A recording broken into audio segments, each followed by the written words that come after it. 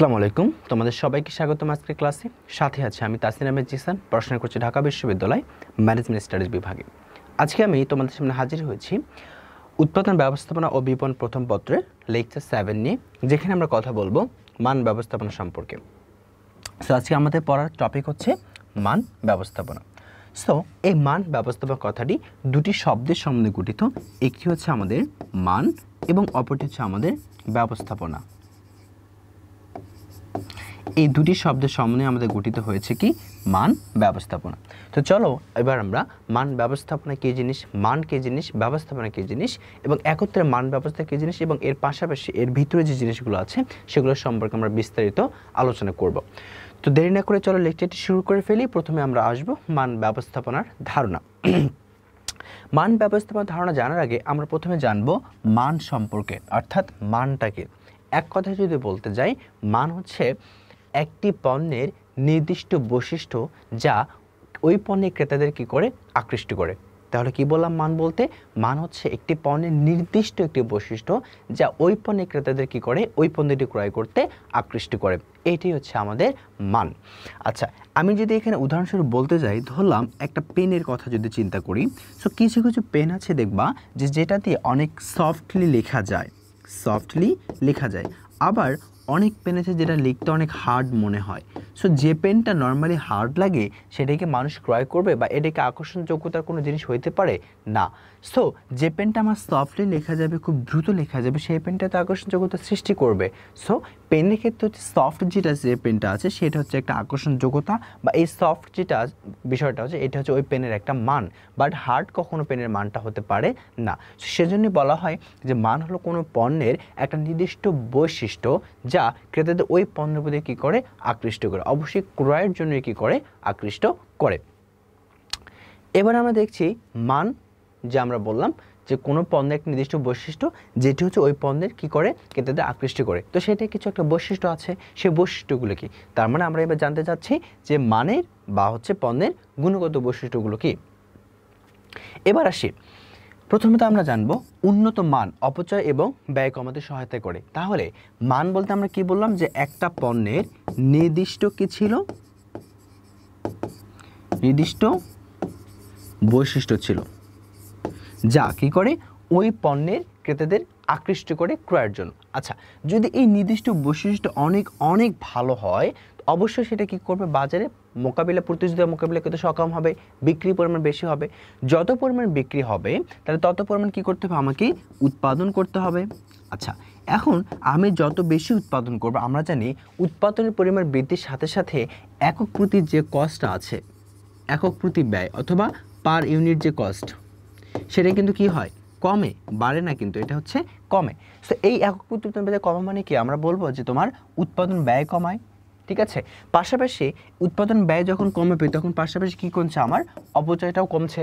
তাহলে অপচয় এবং ব্যয় কমাতে একমাত্র সহায়ক উপাদান বলতে আমরা পারবো সেটা হচ্ছে উন্নত মান। যদি মানটা আমার উন্নত হয়, আমার একই সাথে দুটি কাজ হচ্ছে, একটা ব্যয় কমছে, একটা হচ্ছে আমার অপচয় করছে। ব্যয়টা হচ্ছে কি? ব্যয়টা হচ্ছে আমার পার ইউনিট কস্ট, অর্থাৎ একক প্রতি যে ব্যয়টা সেটা। এরপরে হচ্ছে মান ক্রেতা সন্তুষ্টি অর্জনে সহায়ক করে। অবশ্যই তোমার মানটা যদি উন্নত মানের হয়, অবশ্যই এটা ক্রেতা সন্তুষ্টি অর্জন করতে সহায়ক হিসেবেই কাজ করবে। আর যদি মানটা যদি উন্নত না হয় তাহলে ক্রেতা সন্তুষ্টি অর্জন করতে ব্যর্থ হবে, এটি স্বাভাবিক। এরপরে আসো মানের মাধ্যমে পণ্যের উচ্চ মান বজায় রাখা যায়। এখন ধরো তোমার পণ্যের মান মানে নির্দিষ্ট যে বৈশিষ্ট্যটা আছে, আমরা তো এটাই বুঝি মান বলতে, যেটা এই বৈশিষ্ট্যটা কী করবে, ওই পণ্যের ক্রেতা যারা আছে তাদেরকে ক্রয় করতে আকৃষ্ট করবে। সো এই যে পণ্যের যে মানটা আছে, এই মানটা যদি তোমার অনেক অনেক ভালো হয়, সেক্ষেত্রে তোমার পণ্যের যে উচ্চ মানটা বা পণ্যের যে সুনামটা সেটা আমরা কী করতে পারবো, বজায় রাখতে পারবো। সো এইটা হচ্ছে যে পণ্যের গুণগত বৈশিষ্ট্যের ক্ষেত্রে মানের যে আমার সহযোগিতা, সেই বৈশিষ্ট্যগুলো আমরা দেখলাম যে উন্নত মান অপচয় এবং ব্যয় কমাতে সহায়তা করে, ক্রেতা তোমার সন্তুষ্টি অর্জনে সহায় করতে পারে, এবং পাশাপাশি মানের মাধ্যমে আমরা কি উচ্চমান বা পণ্যের যে সুনামটা আছে সেটা আমরা কি করতে পারি, বজায় রাখতে পারি। আচ্ছা, আশা করি বুঝতে পেরেছো। এবার আসে মানের নির্ধারক উপাদান সমূহ। আমরা কি ভাবে কোন কোন ওয়েতে মানগুলোকে আমরা কি করতে পারি, নির্ধারণ করতে পারি, মানের উপাদানগুলোকে আমরা যাচাই বাছাই করতে পারি। আচ্ছা, সো এক কথা আমরা বলবো, আমরা এখন পড়তে যাচ্ছি মানের নির্ধারক বা হচ্ছে আমাদের উপাদান সমূহ। প্রথম হচ্ছে সহজলভ্যতা। আচ্ছা, মান বলতে হচ্ছে একটা নির্দিষ্ট বৈশিষ্ট্য। সো বৈশিষ্ট্য এমন হওয়া যাবে না যেটার কারণে আমার পণ্যের মূল্যটা অনেক অনেক বেশি বেড়ে যায়, যেটি তোমার হচ্ছে ক্রেতাদের কি পেতে অনেক তোমার বেগ পেতে হয়। যেমন আমি ধরলাম যে আমার মানটা এমন পর্যায়ে চলে গেল যে ধরো একটা এ নামে একটা পেন আছে, ঠিক আছে, এই এ পেনটার মান আমি এতটাই দিচ্ছি যার ফলে এই পণ্যটা কি হচ্ছে, আমার যে উৎপাদনটা সেটা খুব কম পরিমাণ হচ্ছে, কারণ এটা অনেক বেশি সেল হবে না এবং সেই পণ্যটা খুব দ্রুত মানুষ কাছের জায়গা থেকে পাবে না। যখন তাদের দরকার হবে প্রয়োজন মতো তারা সেই পণ্যটা পাবে না, তার মানে সহজলভ্যভাবে তারা ক্রয় করতে পারবে না, ঠিক আছে। সো এই একটা সমস্যা। সো আমাকে মানটা নির্ধারণ করতে হবে যেন আমি এমন মান না দেই যেটি আমার পণ্যটা সহজলভ্যতার যে বৈশিষ্ট্যটা আছে সেটা থেকে দূরে চলে যায়, ঠিক আছে। সহজলভ্যতা বলতে আমি খুব সহজে কাছের কোনো স্থান থেকে অল্প সময় ব্যয় করে আমি পণ্যটা ক্রয় করতে পারবো, এটা হচ্ছে পণ্যের সহজলভ্যতা। বাট মানটা যদি আমি বেশি দেই এবং তারপরে মানে কি হচ্ছে, মান বেশি মানে কি পণ্যের মূল্যটা বেড়ে যাচ্ছে। এখন পণ্যের মূল্য যদি বেশি হয়, নর্মাল একটা পণ্যের কলমের কথা যদি বলি 5 টাকা, সেটা যদি আমি মান দিয়ে দিই সেই পণ্যটাকে আমি 20 টাকা নিয়ে যাই, মানুষ ইউজুয়ালি নর্মালি যে ধরনের কাজ করে লেখাপড়া তোমার পরীক্ষায় এই ধরনের কলম যখন ইউজ করবে তখন তো নর্মালি 5 টাকা থেকে 20 টাকা কলম ইউজ করবে না। সো তখন কি হচ্ছে, ওই পণ্যটা বেশি উৎপাদন করার ফলে উৎপাদনকারী প্রতিষ্ঠানের ক্ষতি হচ্ছে। তো এইটা করা যাবে না। আবার যখন এই পণ্যটা হচ্ছে 20 টাকা যাবে, তার মানে মান ভালো, তখন আমার এই পণ্যটা খুব ইজিলি কোথাও পাওয়া যাবে না, কারণ তারা জানবে যে বেশি পরিমাণ উৎপাদন করলে আমার লসের সম্মুখীন হইতে হবে। সো এইটা একটা হচ্ছে আমাকে নির্ধারক যাবে। তারপর হচ্ছে সহজ ব্যবহারযোগ্যতা। আমি এমন মানের পণ্য উৎপাদন করলাম যেটির ব্যবহার মানুষ জানেই না, ঠিক আছে, বা কীভাবে ব্যবহার করতে হয় এটা মানুষ জানে না, তাদের এই ব্যবহারটা নতুন করে একটু শিখতে হচ্ছে, বেগ পেতে হচ্ছে। সো এই ধরনের মান আমার দেওয়া যাবে না। তারপর হচ্ছে বিক্রেতার সেবা। আমি যে মানটা নির্ধারণ করছি সেটার থেকে যেন আমি পরবর্তীতে বিক্রয় সেবা দিতে পারি সেই মানের উপর, সেটা আমাকে চিন্তা করতে হবে যখন আমি কি করব, মানটার নির্ধারণ করতে যাব। এরপরে হচ্ছে আমাকে সরবরাহের প্রকৃতিরও চিন্তা করতে হবে এবং পরিশোধিত মূল্য যদি অবশ্যই কখনো বেশি না হয় সেদিকে আমাকে চিন্তা করতে হবে। তাহলে বিষয়টা হচ্ছে মানে নির্ধারক যদি কথা বলি তাহলে এই বিষয়গুলোকে আমাকে মাথায় রেখে মানটাকে নির্ধারণ করতে হবে। 1 নম্বর হচ্ছে সহজলভ্যতা। পণ্যটি যেন সবসময় কাছে কোনো স্থান থেকে অল্প সময় ব্যয় করে ক্রেতারা ক্রয় করতে পারে সেদিকটি চিন্তা করতে হবে। সহজ ব্যবহারযোগ্যতা, এই পণ্যের যে ব্যবহারযোগ্যতা আছে, ব্যবহার করতে যেন কোনো বেগ পেতে না হয়, তারা যেন খুব ইজিলি পণ্যটা ব্যবহার করতে পারে সেই জিনিসটা মাথায় রাখতে হবে। পাশাপাশি বিক্রেতার সেবা, বিক্রয়ের পরে যে সেবাগুলো দেওয়া হয় ওয়ারেন্টি গ্যারান্টি, সেটাও যেন আমরা খুব সুন্দরভাবে দিতে পারি সেটা মাথায় রাখতে হবে।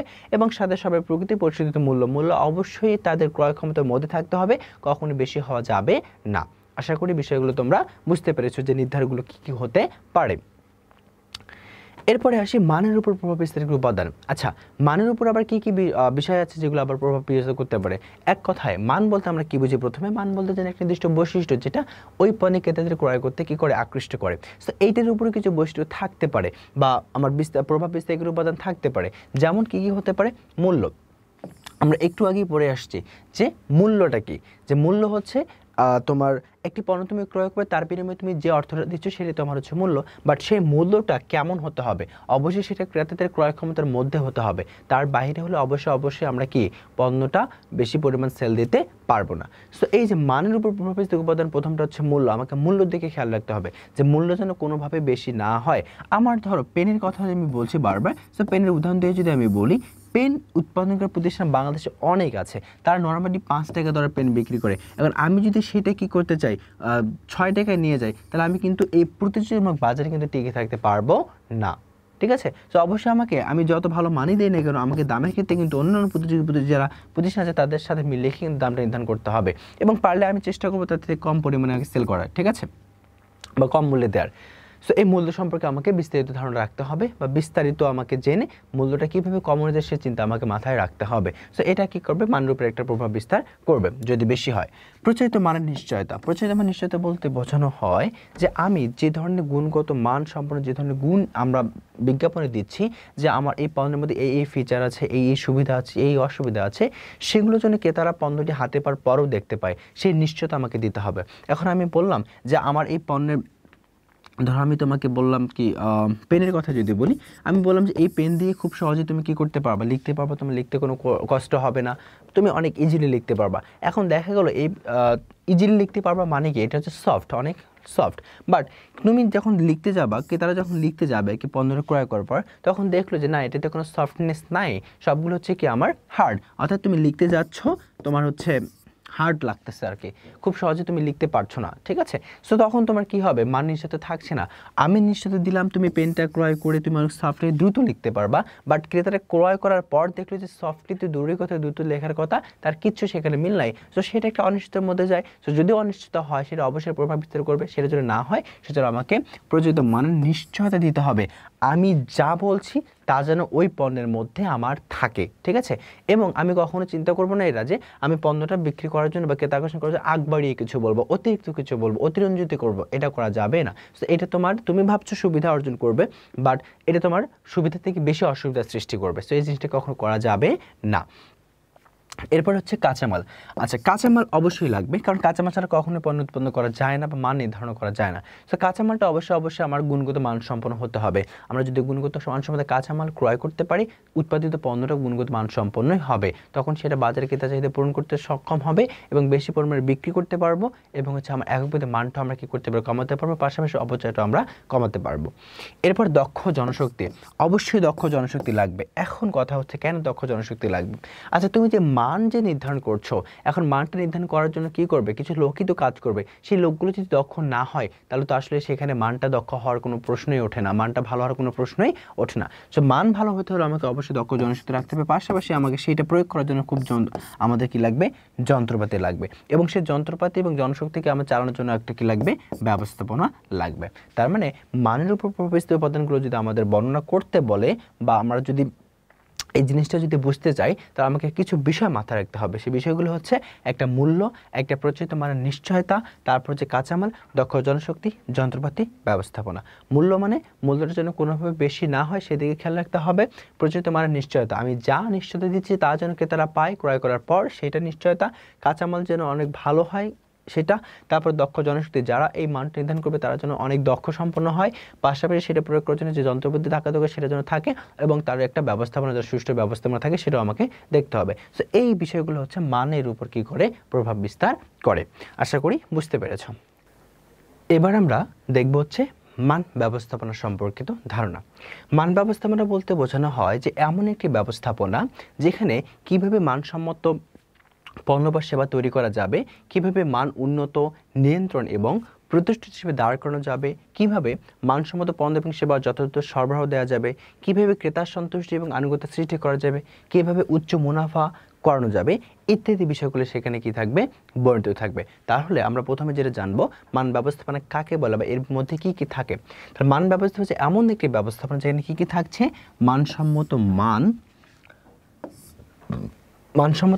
বা মানসম্মত পণ্য বা সেবা তৈরি করা, তারপর কিভাবে মান উন্নত, নিয়ন্ত্রণ এবং প্রতিষ্ঠিত হিসেবে দাঁড় করানো সহ মানসম্মত পণ্য এবং সেবা যথাযথ সরবরাহ, ক্রেতার সন্তুষ্টি, আনুগত্য সৃষ্টি, উচ্চ মুনাফা এবং হচ্ছে এই বিষয়গুলো কি থাকবে, আমার বর্ণিত থাকবে। তার মানে একটা প্রতিষ্ঠানের ক্ষেত্রে তুমি যখন মান ব্যবস্থা চিন্তা করবা, সেখানে সর্বপ্রথম টার্গেট থাকবে তোমার হচ্ছে ক্রেতার সন্তুষ্টি। কারণ আমাদের মার্কেটিং বা ব্যবস্থা বিপণনের যে কথাটা, বিপণনের প্রথম লক্ষ্যই থাকে, প্রাথমিক লক্ষ্য থেকে কী করা, ক্রেতা ভ্যালু সৃষ্টি করা, ক্রেতার সন্তুষ্টি অর্জন করা, তাই না? সো এই জন্য আমাকে অবশ্যই ক্রেতার সন্তুষ্টি থেকে কী করতে হবে, লক্ষ্য রাখতে হবে। যদি উদাহরণ হিসেবে আমরা বিষয়টি একটু চেষ্টা করি বলার, সেটা হচ্ছে দেখো, কোকা-কোলা এর উৎপাদনশীলতা বজায় রাখার জন্য সুনির্দিষ্টপূর্বক মান ব্যবস্থাপনার কারণে এটি আমাদের দেশে জনপ্রিয় কোমল পানীয় হিসেবে পরিচিতি লাভ করেছে। কোকা-কোলা কোম্পানি তাদের পণ্যের মান প্রতিষ্ঠিত করেছে এবং সেই মান ধরে রাখারও চেষ্টা কিন্তু তারা করেছে। এমন না যে তারা প্রথমে যে আমাদের মানটা ছিল, প্রথম কয়েক মাস তারা খুব সুন্দরভাবে সার্ভ করেছে, তারপরে হচ্ছে মানটা চেঞ্জ করেছে, এমন না। দেখো, আমরা এখানে মান ব্যবস্থাপনার সংখ্যা যেটা পড়েছি, যে মানসম্মত পণ্য বা সেবা তৈরি, তারা অবশ্যই এখানে কি করেছে, মানসম্মত সেবা বা পণ্য তারা তৈরি করে দিয়েছে। তার পাশাপাশি তারা সেটা মানটা উন্নত, তারা মানটা ধীরে ধীরে কি করেছে, উন্নত করেছে, এবং সেটা কি করেছে, নিয়ন্ত্রণ করেছে। এর ফলে কি হয়েছে, তারা একটা প্রতিষ্ঠিত কোম্পানি হিসেবে নিজেকে দাঁড় করতে পেরেছে এবং মানসম্মত পণ্য বা সেবা যথাযথ সরবরাহ তারা দিতে পেরেছে, এবং তার ফলে তারা কিন্তু ক্রেতার সন্তুষ্টি অর্জন করতে পেরেছে। এবং এই যে ক্রেতার সন্তুষ্টি অর্জন করেছে, তার পাশাপাশি তাদের সাথে ক্রেতা এবং উৎপাদনকারীর সাথে আনুগত্যের সম্পর্ক সৃষ্টি হয়েছে, এবং তারা কি করতে উচ্চ পরিমাণ মুনাফা কি করতে পারছে, আর্ন করতে পারছে। তাহলে এই যে উদাহরণটা যদি তুমি বুঝতে পারো, তাহলে মান ব্যবস্থাপনায় তোমাদের কোনো ঝামেলা থাকার কোনো কথা না, ঠিক আছে? তাহলে এখানে এর সাথে আমরা এটা যদি একটু কম্পেয়ার করতে যাই, তাহলে আমরা দেখছি যে প্রথমে যে কোকাকোলা কোম্পানি পানীয় হিসেবে তাদের যে কোমল পানীয়টা উৎপাদন করেছে সেটা কি করেছে, অবশ্যই মানসম্মত পণ্য উৎপাদন করেছে, কারণ প্রথমে যে পণ্য উৎপাদন করে সেটা সবসময় মানসম্মতই থাকে, ঠিক আছে। কিছু কিছু প্রতিষ্ঠান সেটা ধরে রাখতে পারে, আবার কিছু প্রতিষ্ঠান সেটাকে ধরে রাখতে পারে না। তো কোকাকোলা কোম্পানি সেটা ধরে রেখেছে। সো তারা যখন মানসম্মত পণ্য উন্নত করেছে, পাশাপাশি তারা কি করেছে, নিয়ন্ত্রণ করেছে এবং প্রতিষ্ঠান হিসেবে নিজেকে দাঁড় করিয়েছে, কার মাধ্যমে, নিয়ন্ত্রণের মাধ্যমে। এরপরে তারা কি করেছে, যে এই যে মানসম্মত পণ্য সেবা যথাযথ সরবরাহ করেছে, এর ফলে তারা ক্রেতা সন্তুষ্টি অর্জন করতে পেরেছে এবং ক্রেতা সন্তুষ্টি অর্জনের পাশাপাশি ক্রেতার সাথে তাদের একটা আনুগত্যের সম্পর্ক সৃষ্টি হয় এবং সেখান থেকে তারা অনেক বেশি পরিমাণে কি করতে পারে, মুনাফা আর্ন করতে পারে। এই বিষয়টা হচ্ছে মূলত আমাদের মান ব্যবস্থাপনা। আচ্ছা, এবার আসি মান ব্যবস্থার ক্ষেত্রে আমার যে তিনটি লক্ষণীয় বিষয় থাকে। হ্যাঁ, তো এই মান ব্যবস্থাপনার ক্ষেত্রে তিনটি যে নীতি আছে লক্ষণীয়, সেই তিনটি লক্ষ্য হচ্ছে বা তিনটি নীতি হচ্ছে আমাদের প্রথম ক্রেতা সন্তুষ্টি। স্যার আমরা ক্রেতা সন্তুষ্টি শুধুমাত্র মান ব্যবস্থার লক্ষ্যই না, পুরো বিপণনের লক্ষ্য হচ্ছে আমাদের ক্রেতা সন্তুষ্টি অর্জন করা। দ্বিতীয় হচ্ছে কর্মীদের সাথে সম্পৃক্ততা, যেটা আমরা বললাম আনুগত্যতার সম্পর্ক সৃষ্টি। তারপর হচ্ছে মানের ধারাবাহিকতা বজায় রাখা, ঠিক আছে, যে মানটাকে ক্রমাগত উন্নত করা, নিচের দিকে না আসতে দেয়া, উন্নত করা, ঠিক আছে। সো এই মানের ধারাবাহিকতা যেটা আজকে আছে, আজকে যে মানের ধারাবাহিকতা আছে বা আজকে যে মানটা আছে পণ্যের, সেটা যেন 10 ইয়ার পরেও যেন সেম থাকে, সেই জিনিসটা আমাকে চিন্তা করে বের করতে হবে বা সেটা বজায় রাখতে হবে। তাহলে মান ব্যবস্থাপনার ক্ষেত্রে যে তিনটি লক্ষণীয় বিষয় বা নীতি, সেটি হচ্ছে প্রথমটা ক্রেতা সন্তুষ্টি, তারপরে কর্মীদের সম্পৃক্ততা বা কর্মীদের যে আনুগত্যতা সৃষ্টি সেটি, এবং হচ্ছে মানের ধারাবাহিকতা বজায় রাখা। এই তিনটি বিষয় আমাকে খুব সুন্দর করে মাথায় রাখতে হবে যে মান ব্যবস্থাপনার ক্ষেত্রে আমরা তিনটি যে নীতি লক্ষ্য করি, সেই তিনটি নীতি আসলে কি। নীতি প্রথমটি হচ্ছে ক্রেতা সন্তুষ্টি, দ্বিতীয়টি হচ্ছে কর্মীদের সম্পৃক্ততা এবং তৃতীয়টি হচ্ছে আমাদের মানের ধারাবাহিকতাটা বজায় রাখা। এবার আসি আমরা মানসম্মত পণ্য এবং সেবার নিশ্চয়তার বিধান। আচ্ছা, মানসম্মত পণ্য এবং সেবার আমরা নিশ্চয়তা বিধান করছি যে আমরা মানসম্মত পণ্য দেব এবং হচ্ছে সেবা দেব, এদের যে নিশ্চয়তা আমরা দিচ্ছি সেটা আসলে কতটুকু পালন করতে পারছি, তো সেটা আমরা একবার একটু ধারণা নিতে যাচ্ছি। আচ্ছা, এই মানসম্মত পণ্য বা সেবা নিশ্চয়তা বিধান বলতে আসলে মান ব্যবস্থাপনার একটা প্রক্রিয়াকে বোঝানো হয়। তো মান ব্যবস্থাপনা আমরা কি জানি যে একটা ধারাবাহিক প্রক্রিয়া। আচ্ছা, সেই প্রক্রিয়াকে আমরা বলছি হচ্ছে তোমার মানসম্মত পণ্য এবং সেবার নিশ্চয়তা বিধান। চলো আমরা একটু দেখে আসি। প্রথমে মান ব্যবস্থাপনা সম্পর্কে কথা বলবো। সো মান ব্যবস্থাপনা সম্পর্কে আমরা আগে কথা বলেছি, এবার দেখো মান ব্যবস্থাপনাটা কি। আমরা আগে মান ব্যবস্থাপনাটার ক্ষেত্রে দেখলাম প্রথমে হচ্ছে তারা কি করে একটা মানসম্মত পণ্য বা সেবা উৎপাদন করেছে, তারপর সেটাকে নিয়ন্ত্রণ করেছে, তারপর সেটাকে মান উন্নত করার চেষ্টা করেছে, তারপর সেটাতে কি ক্রেতা সন্তুষ্টি অর্জন করেছে, সুন্দরভাবে সরবরাহ করার পর তারপর হচ্ছে তোমার এখান থেকে ক্রেতা আনুগত্যতা সৃষ্টি করেছে এবং তার বেশি পরিমাণ মুনাফা আর্ন করেছে। তার প্রত্যেকটা প্রক্রিয়া একটা কিসের মধ্যে দিয়ে গেছে, একটা সার্কেলের মধ্যে দিয়ে গেছে, এক জায়গা থেকে শুরু হয়ে তারা ঘুরে ঘুরে ঘুরে ঘুরে একটা অন্য জায়গায় তারা আসছে। তো এই বিষয়টা হচ্ছে একটা প্রক্রিয়া। সেই হিসেবে আমরা বলতেই পারি যে মান ব্যবস্থাপনা একটি ধারাবাহিক প্রক্রিয়া, ঠিক আছে, যে একটির পর একটি কাজ সেখানে সংঘটিত হয়, কখনোই তারা লাইন বিচ্যুত করে না। এরপরে আসি মান ব্যবস্থাপনা অপচয় কমিয়ে স্বল্প দামে ভালো মানের পণ্য উৎপাদন সহায়তা করবে। তো মান ব্যবস্থাপনা মানে কি? মান ব্যবস্থাপনা মানে হচ্ছে পণ্যটাকে অনেক সুন্দরভাবে অনেক গুণগত মানসম্মত ওয়েতে উপস্থাপন করা। যখন পণ্যটি মানটা গুণগত সম্পন্ন হবে তখন খুব সহজে ক্রেতাকে আকৃষ্ট করবে, যেমন কোকাকোলা ক্রেতাকে খুব সহজে আকৃষ্ট করেছে। সো তখন পণ্যটি বেশি বাজার সেল হবে, যত পরিমাণ বেশি সেল হবে তত পরিমাণ বেশি উৎপাদন করতে হবে। উৎপাদন করা মানে কি? আমার একক প্রতি উৎপাদন ব্যয় কমা, কারণ আমরা জানি যে তোমার মাত্রার যদি ব্যয় সংকোচনের ধারণা অনুযায়ী আমরা জানি যে মোট ব্যয় যত বেশি হবে এক নির্দিষ্ট স্তর পর্যন্ত একক প্রতি ব্যয় উৎপাদন কমে যাবে, ঠিক আছে। আচ্ছা, এবার আসি আমরা মান ব্যবস্থাপনা ক্রেতাদের প্রয়োজন অনুযায়ী পণ্য ডিজাইন ও পণ্য উন্নয়ন করতে সহায়তা করে। পাশাপাশি মান ব্যবস্থাপনা ক্রেতার সন্তুষ্টির মাধ্যমে মুনাফাকে সর্বোচ্চ পর্যায়ে নিয়ে যায়, ঠিক আছে। এটাই হচ্ছে আমার মানসম্মত পণ্য এবং সেবার নিশ্চয়তা বিধান। যে আমি মানসম্মত পণ্য এবং সেবার নিশ্চয়তা দিতে পারি, তার ফলে কি ধরনের সুবিধা আমি পেতে পারি সেই বিষয়গুলো এখানে আসলে দেয়া আছে, বা কি ধরনের কাজগুলো ঘটতে পারে সেই বিষয়গুলো এখানে দেয়া আছে। যদি আমার আবার রিপিট করি তাহলে বলবো যে মান ব্যবস্থাপনা হলো একটি ধারাবাহিক প্রক্রিয়া। মান ব্যবস্থাপনা অপচয় কমিয়ে স্বল্প দামে ভালো মানের পণ্য উৎপাদনে সহায়তা করে। মান ব্যবস্থাপনা ক্রেতাদের প্রয়োজন অনুযায়ী পণ্য ডিজাইন ও পণ্য উন্নয়ন করতে সহায়তা করে। পাশাপাশি মান ব্যবস্থাপনা ক্রেতার সন্তুষ্টির মাধ্যমে মুনাফাকে সর্বোচ্চকরণ করে।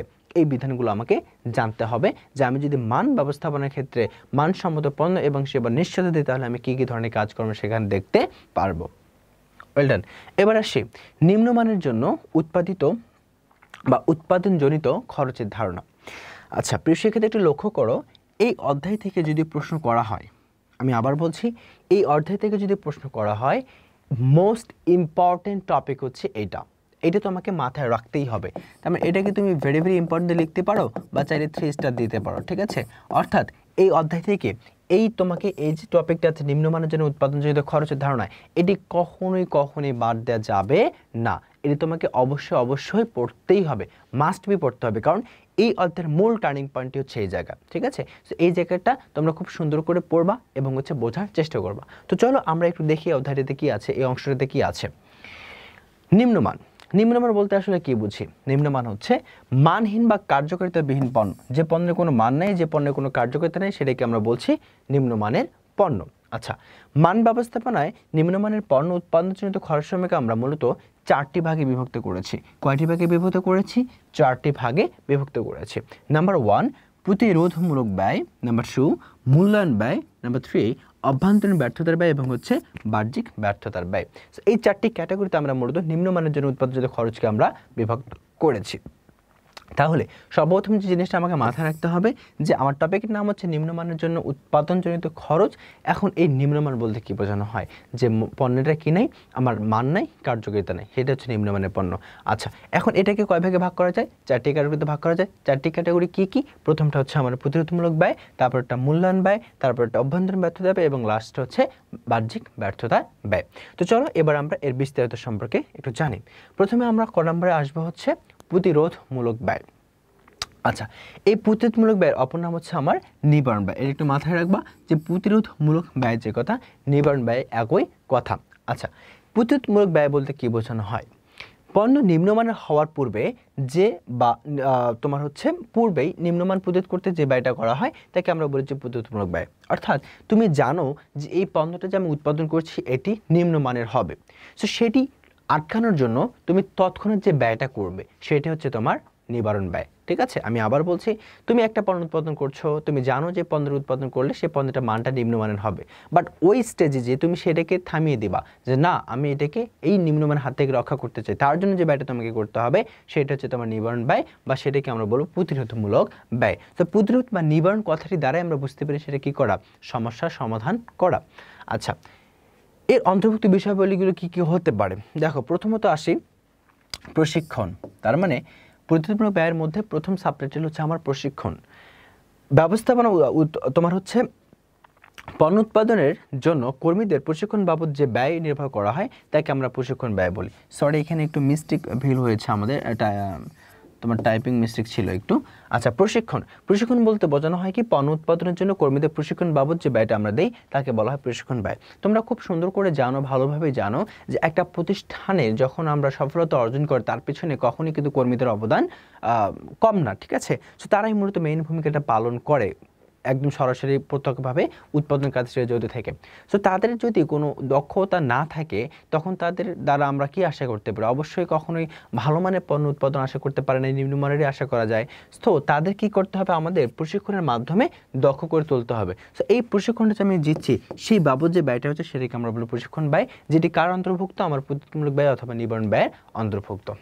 দ্বিতীয়ত হচ্ছে আমাদের পণ্য ডিজাইন ব্যয়। আচ্ছা, পণ্য ডিজাইন ব্যয় হচ্ছে যে উন্নত মানের পণ্য উৎপাদনের জন্য উৎপাদন পদ্ধতি বা পণ্য ডিজাইনের জন্য যে ব্যয়টা আমরা করবো সেটাকে আমরা বলছি পণ্য ডিজাইনের ব্যয়। ধরো আমরা যে ডিজাইনে পণ্য উৎপাদন করতে চাচ্ছি সেই ডিজাইনে যদি পণ্য উৎপাদন করি, আমরা জানতে পেরেছি যে ধরো আমি ধরে নিচ্ছি যে জানতে পেরেছি যে ওই পণ্য ডিজাইনটা কাজে লাগালে আমাদের মানটা নিম্নমানের হবে।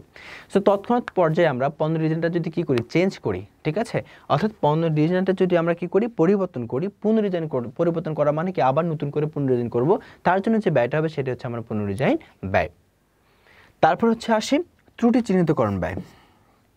আচ্ছা, একটা পণ্যের যে ত্রুটিটা আছে আমরা সেটা চিহ্নিত করে ফেললাম, এখন সেই ত্রুটি আমরা যখন সমাধান করতে যাব তার জন্য যে ব্যয়টা আমাদের করতে হবে সেটাই হচ্ছে আমাদের ত্রুটির চিহ্নিত ব্যয়, বা এই ত্রুটির চিহ্নিতকরণের জন্য যারা কাজ করবে তাদের যে আমাদের পে করতে হয় সেই ব্যয়টা হচ্ছে আমাদের ত্রুটি চিহ্নিতকরণ ব্যয়। পাশাপাশি সরবরাহকারীদের সাথে কর্মসম্পাদন ব্যয়। অর্থাৎ এখানে সরবরাহকারীদের সাথে কেন কর্মসম্পাদন ব্যয়টা করতে হয়?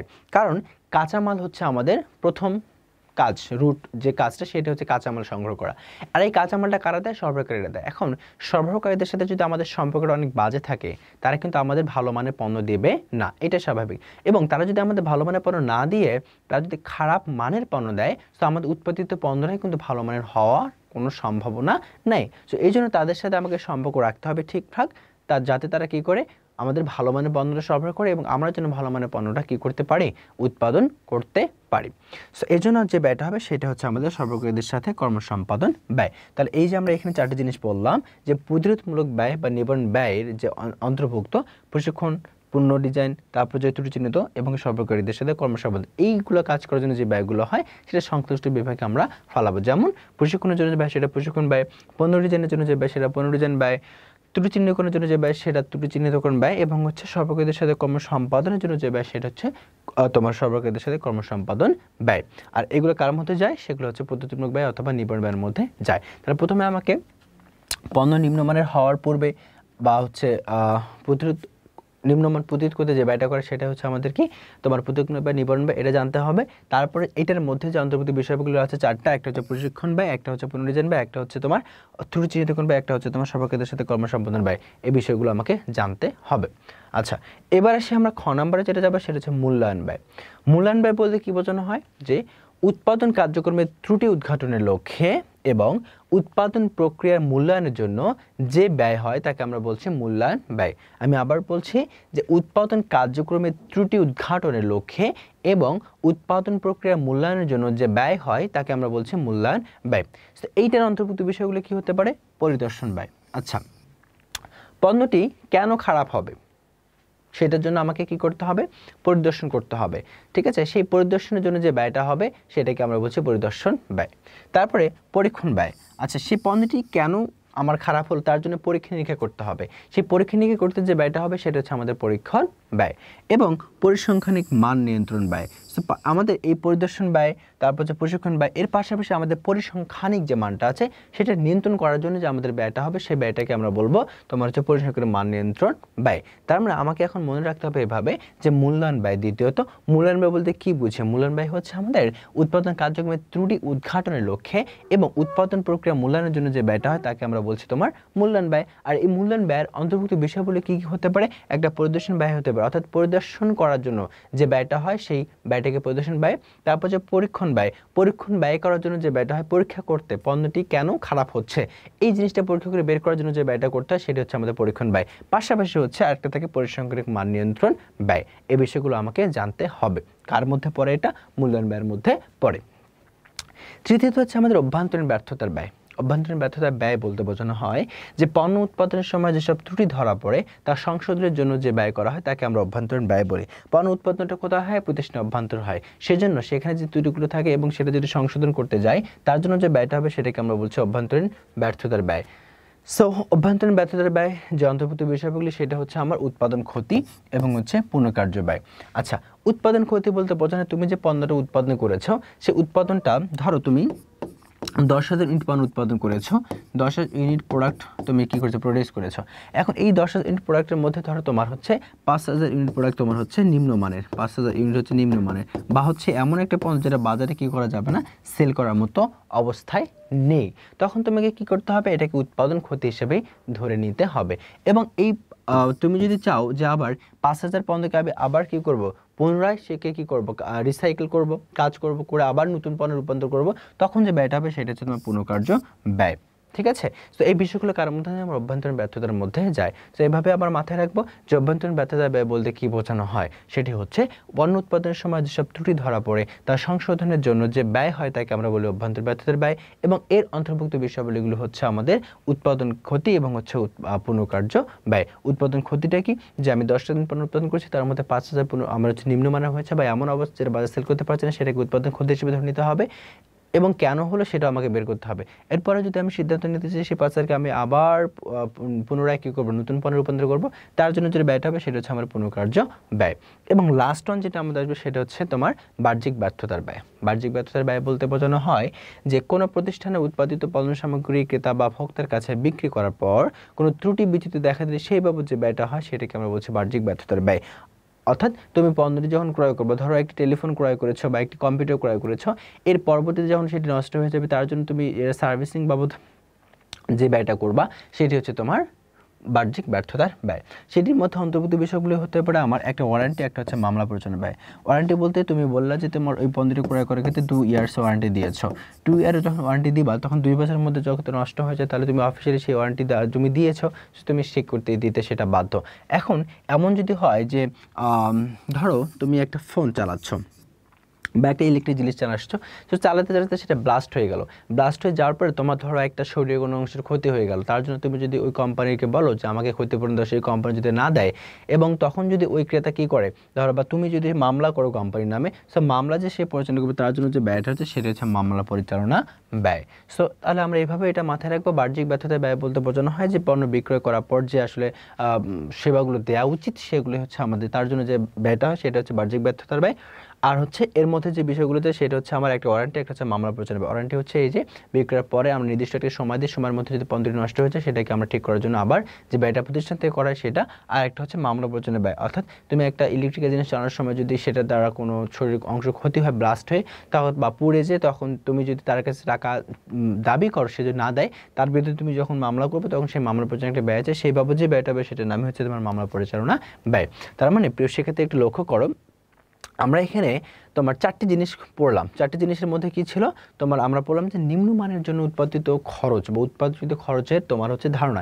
এই ধারণার মধ্যে আমরা 4টি জিনিস পড়েছি যে কেন আমাদের পণ্যটা নিম্নমানের হয়। একটা ছিল আমাদের প্রতিযোগিতামূলক ব্যয়, একটা ছিল মূল্যায়ন ব্যয়, একটা ছিল অভ্যন্তরীণ ব্যর্থতা ব্যয়, একটা ছিল বাহ্যিক ব্যর্থতা ব্যয়। এই 4টি তো মাথায় রাখতেই হবে। পাশাপাশি এর মাঝে আমরা কিছু কি দেখেছি, সাবটাইটেল দেখেছি। যেমন আমরা দেখেছি তোমার প্রতিযোগিতামূলক ব্যয় বা নিবারণ ব্যয়ের মধ্যে দেখেছি 4টা সাবটাইটেল আছে। একটা হচ্ছে প্রশিক্ষণ ব্যয়, একটা হচ্ছে পণ্য ডিজাইন ব্যয়, একটা হচ্ছে আমার ত্রুটি চিহ্নিতকরণ ব্যয়, একটা হচ্ছে আমার সর্বক্ষেত্রের সাথে কর্মসম্পাদন ব্যয়। এই জিনিসগুলো মাথায় রাখতে হবে। দ্বিতীয়ত আমরা দেখেছি মূল্যায়ন ব্যয়। মূল্যায়ন ব্যয়ের মধ্যে দুটো অভ্যন্তরীণ বিষয় বলেছিল, একটা হচ্ছে তিনটি, একটা হচ্ছে পরিদর্শন ব্যয়, পরীক্ষণ ব্যয়, একটা পরিসাংখ্যিক মান নিয়ন্ত্রণ ব্যয়। তারপরে আমরা দেখেছি তোমার হচ্ছে অভ্যন্তরীণ ব্যর্থতার ব্যয়ের মধ্যে দুটি ছিল, একটা হচ্ছে তোমার উৎপাদন ব্যয়, একটা হচ্ছে পুনঃকার্য ব্যয়, উৎপাদন ক্ষতি, একটা হচ্ছে পুনঃকার্য ব্যয়, আরেকটা তোমার হচ্ছে বাহ্যিক ব্যর্থতার ব্যয়। তার মধ্যে দুটো ছিল, একটা ওয়ারেন্টি ছিল, একটা মামলা পরিচালনা ব্যয় ছিল।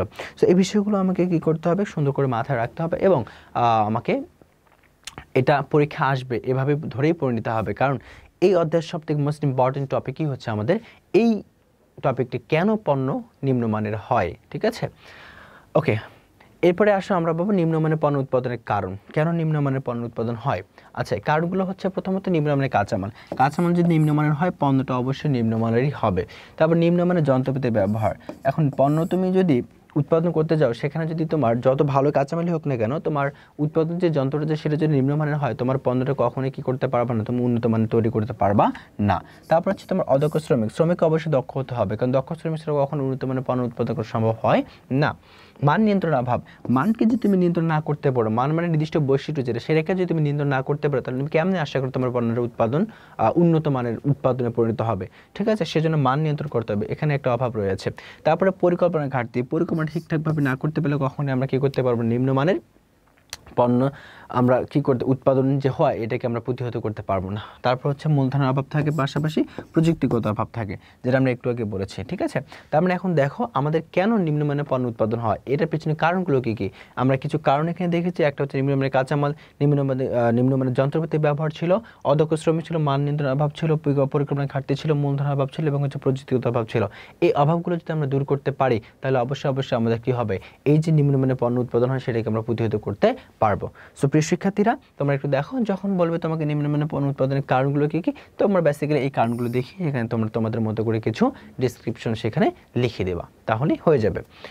এবার আসি আমরা নিম্নমানের উৎপাদন ফলাফল বা পরিণতি। যদি নিম্নমানের পণ্য উৎপাদন হয় তার ফলাফলটা কি হতে পারে, পরিণতি কী হতে পারে। আমি আবার বলছি, যদি পণ্য উৎপাদন নিম্নমানের হয় তবে তার ফলাফল বা পরিণতিগুলো কী কী হতে পারে। 1 নম্বর হচ্ছে ক্রেতাকে আমরা হারাবো, ওই পণ্যের ক্রেতাকে আমরা খুঁজে পাবো না। ক্রেতারা আমার পণ্যটি ক্রয় করবে না, কারণ সেখানকার মানটা নিম্নমানের। ঠিক আছে, আর কখনোই ক্রেতার নিম্নমানের পণ্য উৎপাদন করতে আগ্রহ প্রকাশ করে না। তারপরে বাজারে শেয়ার হারাবো। ক্রেতা হারানো মানে কি, বাজারে শেয়ার হারানো। ঠিক আছে, এরপর উৎপাদনশীলতা কমে যাবে।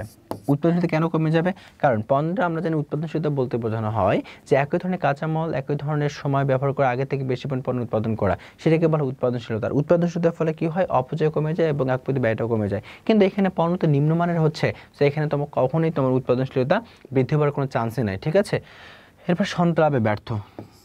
অবশ্যই তুমি প্রতিষ্ঠানের সনদ লাভে ব্যর্থ হবে যদি তুমি কি করো, তোমার পণ্যটা নিম্নমানের হয়। আচ্ছা, কেন সনদ বলতে কি বোঝানো হয়? দেখো, এখানে সনদ বলতে বোঝানো হয় বিভিন্ন সার্টিফিকেট আছে কোম্পানির, যে তারা ভালো করলে একটা তাদেরকে পুরস্কার হিসেবে এই সার্টিফিকেট তুলে দেওয়া হয় যে তোমার কোম্পানি এরকম ভালোভাবে কার্য পরিচালনা করছে, তার জন্য তোমার এটা প্রাপ্য, ঠিক আছে, একটা স্বীকৃতি স্বরূপ কিছু দেওয়া হয়, সেটাই হচ্ছে সনদ।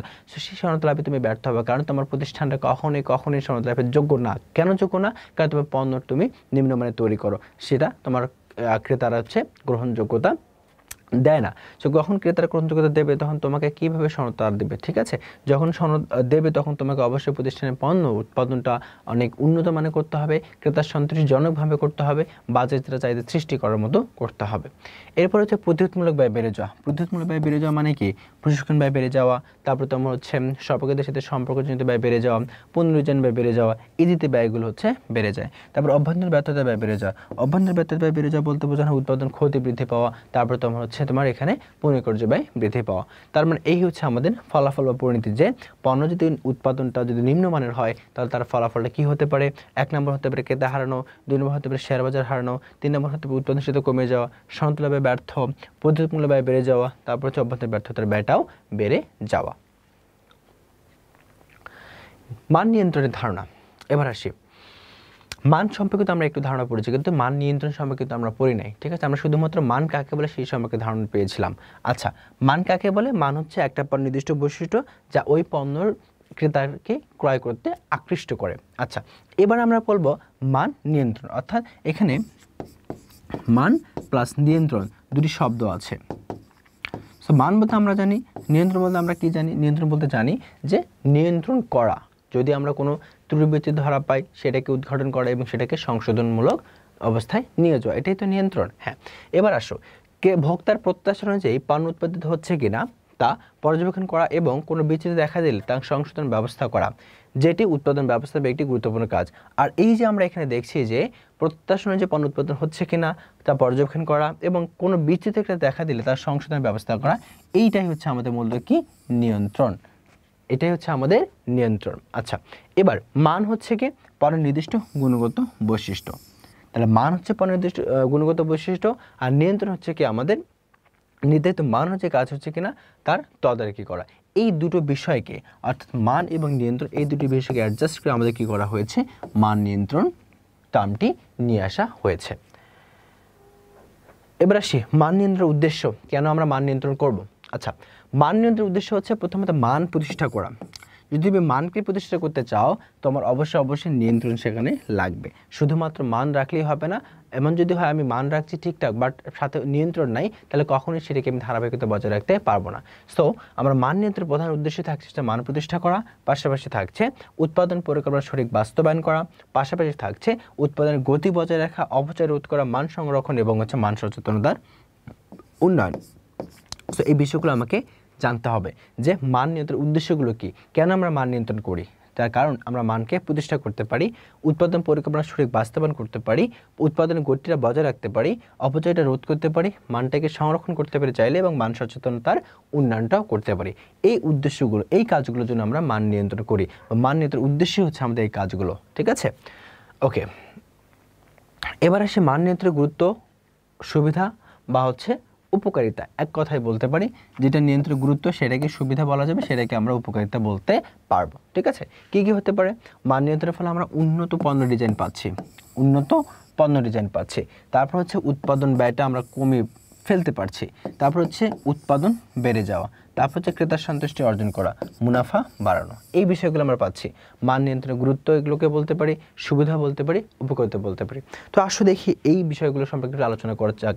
প্রথমে আসে উন্নত পণ্য ডিজাইন। কীভাবে মান নিয়ন্ত্রণের মাধ্যমে আমরা উন্নত পণ্য ডিজাইন করতে পারি? আচ্ছা, মান বলতে বোঝানো হয় যে এক নির্দিষ্ট বৈশিষ্ট্য যা ওই পণ্যের ক্রেতাকে আকৃষ্ট করে। এখন আকৃষ্ট করতে হলে অবশ্যই মানটাকে গুণগত সম্পন্ন হতে হবে। আচ্ছা, এখন যদি গুণগত সম্পন্ন আমার মানটা হয় তাহলে পণ্য ডিজাইনটা অবশ্যই উন্নত হবে। এটা তো আমরা বুঝতেই পারছি যে মান যদি উন্নত হয় পণ্য ডিজাইন কিন্তু কখনোই নিম্নমানের হবে না।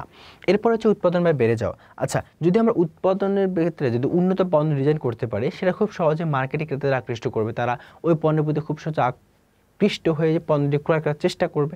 এর ফলে কি হবে, বিক্রয়টা বৃদ্ধি পাবে। যদি বিক্রয় বৃদ্ধি পায়, সেই পরিমাণ চাহিদা সেল করার জন্য আমাকে অনেক বেশি উৎপাদন করতে হবে, তার মানে কি মোট উৎপাদনের পরিমাণটা বৃদ্ধি পাচ্ছে। আর মোট উৎপাদন যদি বৃদ্ধি পায় আমরা জানি সেখানে কি একক প্রতি ব্যয়টাও কমানো সম্ভব।